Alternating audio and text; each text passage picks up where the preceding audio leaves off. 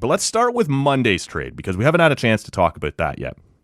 So on Monday, the Leafs trade their 2025 first-round pick to Chicago. That's top 10 protected. If the Leafs should happen to miss the playoffs that year and end up with a top 10 draft, that would move back to 2026.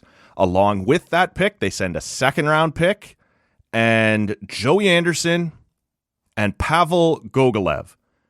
Now, to Chicago for Jake McCabe and Sam Lafferty, a 2025 fifth-round pick and a 2026 fifth-round pick. Also important to note here that Jake McCabe has 2 years left after this one with a $4 million cap hit. Chicago is eating half of that, not just for this year. You can't do that. It has to be for the length of the contract. So the Leafs have, for the next 2.5 years, Jake McCabe at $2 million. Sam Lafferty also has 1 year left at just over $1 million. I believe it's 1.1 that he's sitting at. So it's a first-round pick from the Leafs, a second-round pick from the Leafs, a third-round pick from the Leafs, Joey Anderson and Pavel Gogolev out the door. Pavel, wake me up before you go, Lev, if you don't mind. And coming back, the big pieces there.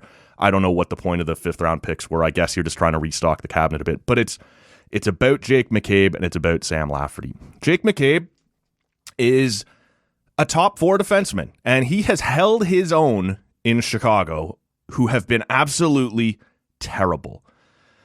He has a positive goal differential on a team that is minus 55. That is nearly impossible to consider for a stay-at-home defenseman, and it is a credit to him. Not trying to pump the tires too much, not trying to tell you this is an elite top pair franchise-changing defenseman. I'm just saying that's impressive in Chicago this year. Sam Lafferty, ideally a fourth-round center, possibly right winger, who's going to come in. He's very fast. He's gritty. He's not afraid to get in your face. He's not particularly big. I think he's only around 6 foot, maybe 180, 190 pounds, something like that. But does not shy away from the physical stuff, does not shy away from contact. So that's what you're looking at with him. And it's interesting because it is another first-round pick. And if you had said, I'm not sure Jake McCabe is the guy that you would spend a first-round pick on, I would probably have time for that, certainly in the rental conversation. But you did spend a first-round pick for a legit top 4 defenseman for 2 more years at $2 million. That cap retention, that salary retention that Chicago is doing, that is essentially why this is a first-round pick. And that's sort of the asset management that they're looking to do here. When you look at how many picks they've traded this year, they're not going to be able to do this again next year, right? The cupboard's going to be pretty bare when it comes to draft picks. Maybe if you're in a good situation again, you consider trading some of the prospects that you didn't want to trade this year. But you're going to be down some assets. But you're not going to have to go and try and fill that top 4 spot again because you have Jake McCabe for not just this playoff run, but the next 2 as well. So that's why you look at that first round pick and you kind of go, it's a bit expensive, but you got to keep in mind that it's paying for salary retention for 2 years after this one. And Jake McCabe at $2 million a year is tremendous value. Really good value. And if you start to look around and you start to look at who's going to be leaving, what's going to happen here in the next few months, Justin Hall is an unrestricted free agent. And Justin Hall makes, checks notes, $2 million a year. So this is probably your Justin Hall replacement. Leaf fans are very hot and cold on Justin Hall. I've been very hot and cold on Justin Hall. He's better than we think he is, but I don't think he's as good as he thinks he is sometimes when you look at some of the plays he tries to make, some of the ways he gets himself into trouble. But in the playoffs last year, certainly, and even the year before when things didn't go, like Justin Hall's been pretty good. Again, for a guy making $2 million a year, it's I don't know, we seem to always just pick one defenseman and hate on that guy as a fan base. I'm not sure Justin Hall deserves it, but when he's bad, he is very bad. For the most part this year, he's been really good. in the doghouse a little bit lately. We saw him get healthy scratched again here recently, and there are moves coming that we're going to get to here in a second that may make him further expendable. But if nothing else, when you bring in Jake McCabe, it gives you Justin Hall insurance next year. If Justin Hall leaves as an unrestricted free agent, which is entirely likely at this point, you slot Jake McCabe in there and you carry on. That isn't to say that Justin Hall necessarily stays through the trade deadline with the way they're throwing picks around, the way they just brought in another right-handed defenseman. We'll see. We'll see. But you can now, if you want to, trade Justin Hall before the deadline, and you can clear that $2 million from Justin Hall off your salary cap, or you can keep the depth. You can have them both for this playoff run and let one leave as an unrestricted free agent. That option remains for you. Sam Lafferty. We'll see. He'd been kind of up and down, fairly unimpressive in Pittsburgh, but was having a pretty nice year in Chicago this year. I think he's sitting at 10 goals, which is already a career high. There's 20 games to go. You're not bringing him in, though, for his offense. This is a fourth-line style player. Like I said, a little faster than your typical fourth-line guy. He's going to get in on the forecheck. He's going to do those sorts of things. But again, you have him next year, too, at right around $1 million. And if it doesn't work out, that is a fully variable contract. You can send that guy to the minors. It will disappear from your salary cap. So this is a no-risk play. Now, I think he's better than that. I don't think you're going to find yourself wanting to send him to the minors. But if that is the way things play out, if you're not happy, that is, that's on the table for you. And they got some UFAs up front as well. David Kampf is an unrestricted free agent. Alex Kerfoot is an unrestricted free agent. Noel Acciari is an unrestricted free agent. We don't know which of those guys are going to get re-signed and stay. We don't know which guys are going to leave. But again, this is a guy who can play on your fourth line next year at a pretty cheap number. You're not going to be unhappy with him in that spot. So it's expensive. I understand when you pay a first and a second and a third. And don't even worry about Pavel Gogolev and Joey Anderson. Those are contract balances. I've mentioned that on previous episodes. You're only allowed to have 50 guys under contract as a franchise. And so if you're going to bring in two, like Jake McCabe and Sam Lafferty, you're better off sending two out, right? You don't want to get too close to that 50. It doesn't allow you to do things, right? If someone offers you a 2-for-1 trade and you don't have the room, Pavel Gogolev, he's just a guy. That's it. He's just a guy. You're not going to miss him. And Joey Anderson, I kind of liked Joey Anderson, but it was crystal clear Sheldon Keefe did not trust him. As a third or fourth line guy, he had reasonable speed. He wasn't afraid to battle along the boards. And I think he probably had a little more offensive punch than what we saw. But part of that was just the situations that Sheldon Keefe was playing him in. And Keefe, it was obvious, regardless of what you and I might have thought of him. Maybe you didn't like him. Like I said, I kind of did. Sheldon Keefe didn't trust him. So if your coach doesn't trust you and you're suddenly bringing in these other third and fourth line guys anyway, punt this one out the door. Let him have a chance somewhere else. He will play the rest of the season in Chicago. He's plenty good enough to play on that roster. So that was an easy one to let go. Maybe one last point or two here on Jake McCabe, because he is the bigger piece. He is a legit top 4 guy, and the Leafs say they're viewing him as the Jake Muzzin replacement. And I guess he does have some of the same utility as Jake Muzzin, does have some of the same abilities as Jake Muzzin. He is more physical than most of the guys. Actually, he becomes immediately the leading hitter on the Leafs, so for whatever that's worth to you. Also would be the leading fighter for whatever that's worth to you. So he does do some of those Jake Muzzin things, but make no mistake, he is not Jake Muzzin. Jake Muzzin did all of those things at a top pair level. Jake McCabe on a Stanley Cup contending team, which the Leafs think they are, is not a top pair guy, I don't think. He isn't quite Jake Muzzin. Like I said, he does Jake Muzzin things, but he doesn't do them quite as well as Jake Muzzin. Now, you're going to be happy you have him. He is a shoo-in to play in Game 1 of the playoffs. Your absolute locks are Riley, Brody, Giordano, and McCabe. Whether those 4 guys play in pairs or together remains to be seen, and there's going to be shuffling here, and we're going to talk about some of it here in just a second. But he immediately, deepens your blue line. And so he can kill penalties. He is a defense guy first. He's not an anchor. He's not like a Martin Marinson defense first kind of guy. He can break it out, but he's not going to be, much of an offensive contributor. And like I said, Muzzin could do that a little bit. Muzzin was going to chip in with some goals. I don't see much of that from Jake McCabe, but the other things that you're bringing him in for, being physical on the penalty kill, these sorts of things, he can do that. He won't do it quite as well as Muzzin, but he's going to do that stuff better than almost anybody else you had on the roster. So I like it, especially at $2 million, especially with that cap retention, that salary retention we talked about earlier on. This is slam dunk. Jake McCabe for 2 more years after this one at $2 million. You'll take that every single day. So that's Monday. Like I said, I'm sort of looking at it after this all shakes loose. Like I said, I like it. It's not a bad deal. But I'm not coming in here to do a show over it. We'll stick to our guns. We're not going to do anything. Tuesday, mid-afternoon, the phone starts blowing up. You're getting alerts. You're getting text messages from people. Holy shit, what's going on? You jump on Twitter.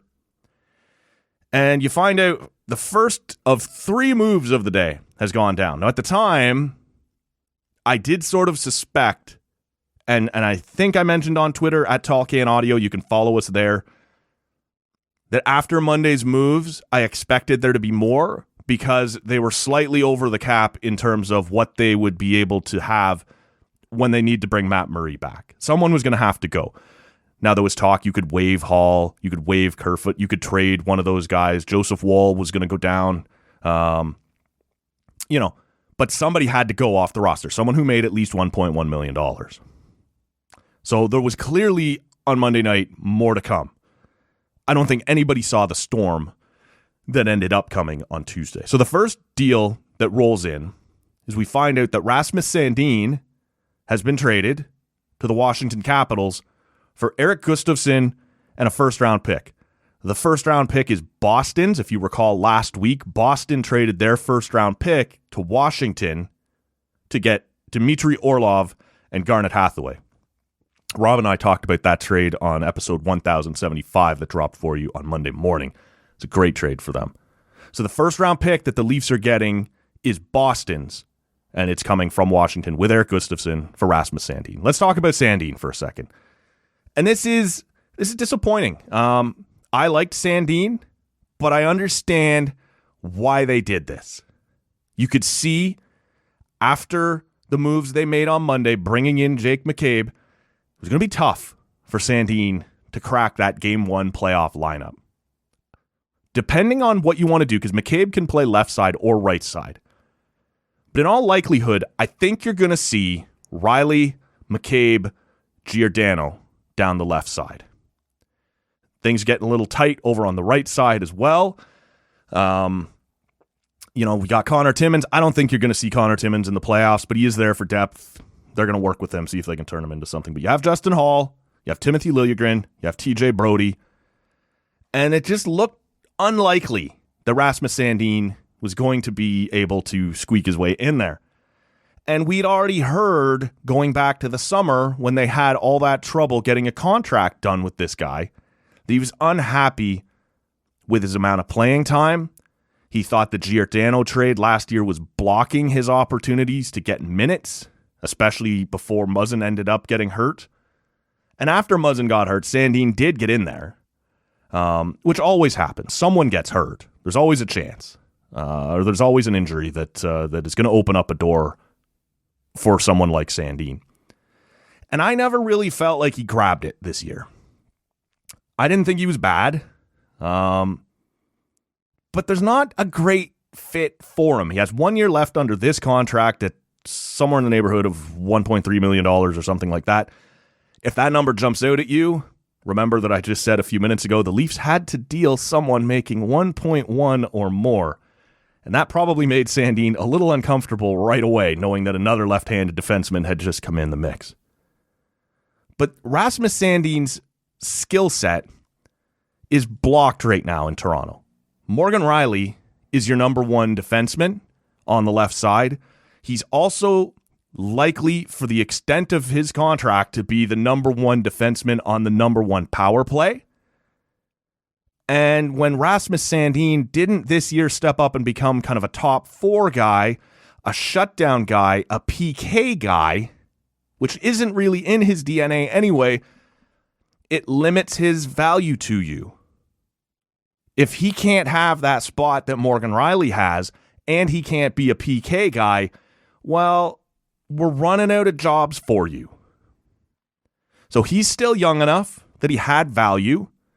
The Leafs could see, as well as Sandin could, that he's kind of blocked right now. Moving forward, you're going to have McCabe and Rielly presumably on the left side, and then Giordano at least next year. I don't know what Sandin's role was going to be here. So if someone says to you, we're going to give you a first-round pick for that guy, it's probably better that you do it now. You can wait another year. You can have another argument in arbitration after that year, and you find yourself in Travis Dermott territory where you're waiting, right? This guy's clearly a perfectly capable third-pair defenseman, so we assume he'll take the step and become a second-pair defenseman. And some guys just never do. And by the time you figure it out, the rest of the league's figured it out too, and there's no trade value there. So if you're the Leafs and you've already dealt a bunch of picks, including 2 first-round picks, and another team is saying to you, hey, we'll give you a first-round pick for that guy that you already know is blocked, who's still young, still cheap. This is why he's valuable to Washington too. You're better off to just go ahead and do it. And so that's what they did. Erik Gustafsson comes back. He's making about $800,000. He's Rasmus Sandin, but on an expiring contract, older. When I say he's Rasmus Sandin, I mean he's a purely offensive defenseman. If someone were to get hurt, like he's depth. I don't envision any scenario where he starts game 1. We've already listed how many defensemen the Toronto Maple Leafs have in the system right now. I don't envision anyone getting traded before the deadline that's going to open up a spot for Erik Gustafsson. But should you get an injury, should you need someone who can step in and run a power play, he can do that. And he's doing it cheaper than Rasmus Sandin. Like I said, Rasmus Sandin making over $1 million. Erik Gustafsson at closer to $800,000. Every penny matters right now. And then at the end of the season, he probably walks. He's an unrestricted free agent anyway. He's just a guy who's there for depth. I wouldn't worry much about him. Frankly, I wouldn't even be shocked if by the deadline, they're up against it. Someone has to go on waivers if he's the guy. Like, I don't think they'll sweat it if they have to lose him somehow. But that's not the plan. He's depth. He's your 7th or 8th guy. Not bad. You're disappointed to see that it didn't work out with Sandin, but he's going to have, I think, a long NHL career as kind of a 4, 5, 6 guy. But his path in Toronto was blocked. He needs to go develop and play somewhere. This is not a development year for Toronto. Toronto's trying to win right now. So they get their first-round pick. Rasmus Sandin gets to go play. And we'll see with that first-round pick. It is Boston's pick, so I don't know how much value it will have because you got to envision that's going to be late in the first round. But you have a first-round pick, again, that you can deal in another trade if you want to. If you want to just use it as a replacement for the 2 that you've traded away, right? You've recovered a little bit of that draft capital. That's fine. But you also now have that in your back pocket if on Friday, on trade deadline day, last minute, someone comes to you and says, hey, we'll give you somebody who can kind of help you out as a middle 6 scoring left winger. Are you interested? Then yeah, you have that to deal again. So tiny piece of work there. No more than a half hour later. Excuse me there, the bitter's nice. No more than a half hour later, the Leafs turn around and trade Pierre Engvall to the New York Islanders for a 3rd-round pick. Now, this move and the next move happened pretty much bang, bang. Like, they were clearly related. Dubas knew he was going to do both when he made the first one. But let's just start here. Pierre Engvall is one of the most divisive players that the Leafs have had in quite some time. All the fancy stat people, all the nerds love Pierre Engvall. I like Pierre Engvall. I don't love him. I get why the fancy stats favor this guy. He's fast. He gets in. He's got an okay shot. You can use him on a second power play if you need to. He has developed okay. But this is a guy that will literally dive out of the way of any contact. He vanishes in the playoffs. Has both of the last 2 years. When it gets hard, when you have to go into the corner, he becomes what people think William Nylander becomes. Willie's totally fine to go and battle. Will he win most of those battles? Probably not, but he does not shy away the way people claim that he does. Pierre Engvall does. He does not wish to get things ramped up on him. He does not wish to get involved in any kind of contact, and he just totally loses all of his ability in the playoffs. Whether it's the pressure getting to him, whether it's the physicality getting to him, I don't know. But during the regular season, when you're just counting, takeaways and his rushes up the ice and the speed that he brings and the way he can kind of get in the offensive zone and kind of cycle around, hold the puck for a long time, make it seem like you're doing something when not a ton is happening, that can kind of fool some of the calculations that are happening on the other statistics. So I didn't hate Pierre Engvall. He was okay on the third line with David Kampf in kind of a defensive role. Kampf was very good on the faceoffs. If you could get it to Engvall, he could skate it out of the zone pretty well. He could gain the offensive zone pretty well. But if it required somebody to go to the boards and cycle, Pierre Engvall was taking a pass and heading for the bench. So you're trading that guy. The Islanders give you a third-round pick. About 20 minutes, like I said, after this trade, the Leafs trade a third-round pick to the Vancouver Canucks for Luke Schenn. The boyhood dream has come true, the old Shawn Michaels line. You're the one that got away, right? Luke Schenn, 18 years old, thrown to the Wolves as a rookie on a terrible Leafs team, asked to be the guy way too early, shouldering way too much responsibility in the league's, most heavily scrutinized market. It was rough on him.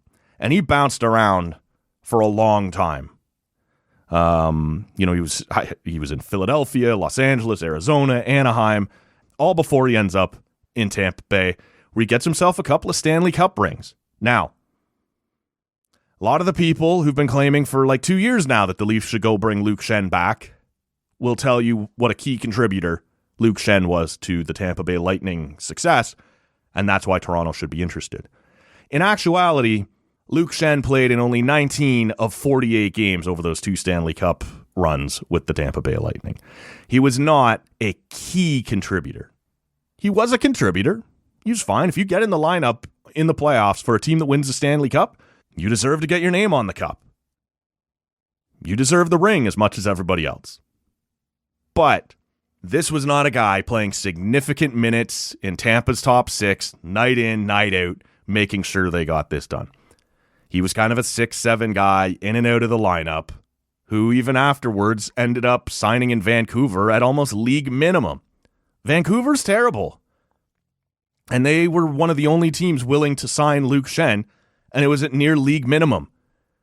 So that's how much the rest of the league still valued Luke Schenn. Now, I like Luke Schenn. I was going to a lot of Toronto Maple Leaf games back when he was a rookie. 8, 9, 10 games a year, something like that. And they were terrible. The team was awful.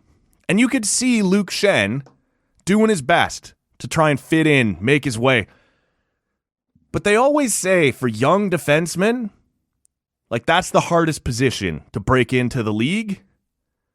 And he wasn't even given he wasn't a defenseman like Drew Doughty or later on like Cale Makar, who had these huge offensive weapons that could at least kind of bail him out sometimes. He was strictly a stay-at-home defensive defenseman. And it takes time to develop the instincts to do that job and the size and the strength. Everyone kept trying to say this is going to be our Adam Foote. Well, that never panned out, and Adam Foote was not Adam Foote at 18 and 19 years old. And he wasn't being asked to be like the number 2 defenseman on a god-awful team like the Toronto Maple Leafs were the year or two following Luke Schenn's draft. So he's bounced around. He's been a journeyman. He's got a couple cup rings. By all accounts, he's thrilled to be coming back to Toronto. And frankly, I'm happy to see him. But I'm not convinced he's in your top 6 if everybody's healthy. Now, all of this can change if there's another trade. Oh, see, my Apple Watch, it's buzzing here. We got to take a sec. We got to figure out if something else happened. No. Just a text. False alarm. I normally put that on Do Not Disturb while I'm in here. I'm not sure what I forgot about there. I'm not convinced he's in your top 6. But nobody, if the Leafs go where the Leafs hope to go, nobody gets that done with only 6 defensemen. Guys get hurt, guys get beat up, guys get suspended. If you're going to go 4 rounds, you're going to need some bodies. That's what I think Luke Schenn is. He's going to be good experience in the room. He'll probably get in for a game or 2. But I would imagine on the right side of that defense, it's going to be in some order or another, Justin Hall, Timothy Liljegren, and TJ Brodie. Now, last year, Liljegren struggled, and I think Schenn is insurance for Liljegren. I think Timothy Liljegren's been very good this year. I think there's been growth there.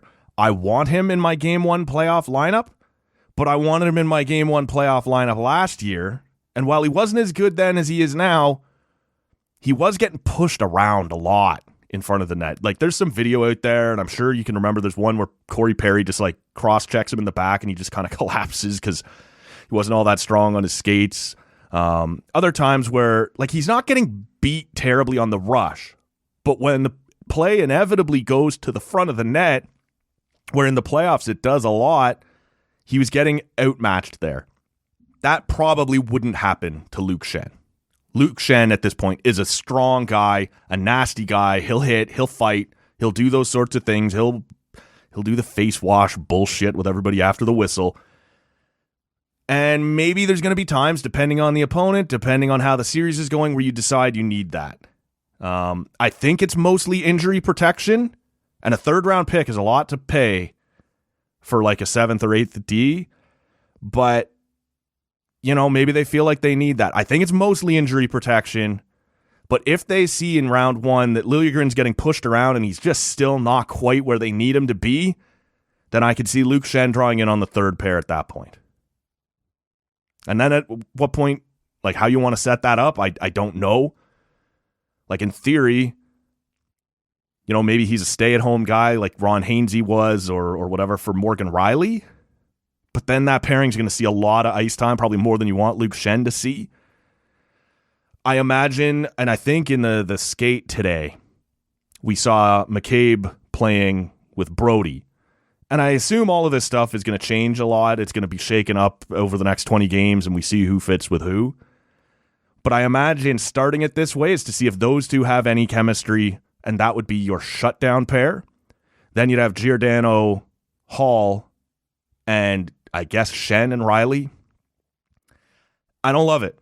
They tried that last year with Lyubushkin, right? Brought in Lyubushkin around the deadline. He's just sort of a physical defenseman, and he's fine. He's clearly an NHL defenseman, but they tried to galaxy brain it and go, well, maybe you'd be the good stay-at-home guy for Morgan Rielly, but you need Morgan Rielly playing a lot of minutes, and Lyubushkin wasn't up to that. I don't think Schenn's up to that either. So that's why I think Schenn is a guy that they have brought in not to be top 6, but to be insurance or to be, you know, in case of an injury. So the question is, after all that, it's been a busy 24 hours. Are they better?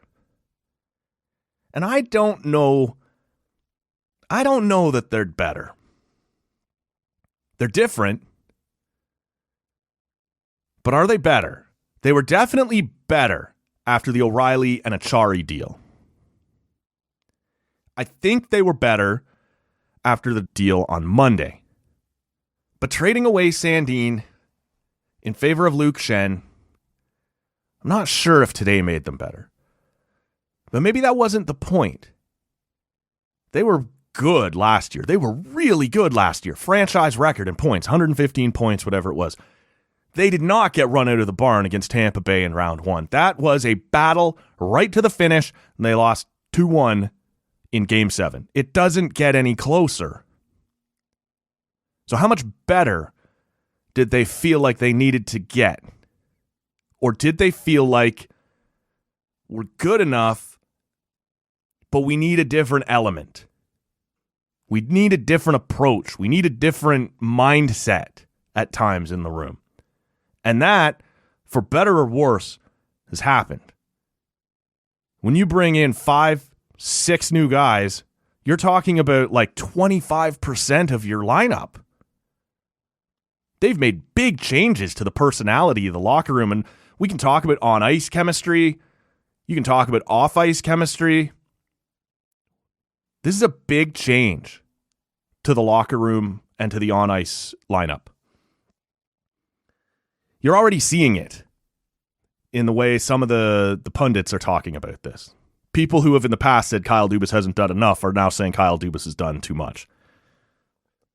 People who have said for years, especially here in Ottawa, some of you are friends of the show, you know who you are, have said this team needs a different attitude. It doesn't have enough killer instinct. And then as soon as they go out and get the attitude and the killer instinct, it's, well, probably changed too much. Well, which is it? Were they too soft and needed to change? Or didn't they? I don't know as I sit here right now, but the people making royal proclamations on Twitter right now that clearly conflict with their previous royal proclamations, we see you. We know what you're doing. Anything to try and get one over on the Buds, right? Like I said, not sure they're better after Tuesday's moves, but they're absolutely different. And if you're one of those people who thought going into the playoffs last couple of years they were too soft and there wasn't enough fuck you in their lineup, there's plenty of fuck you in it now.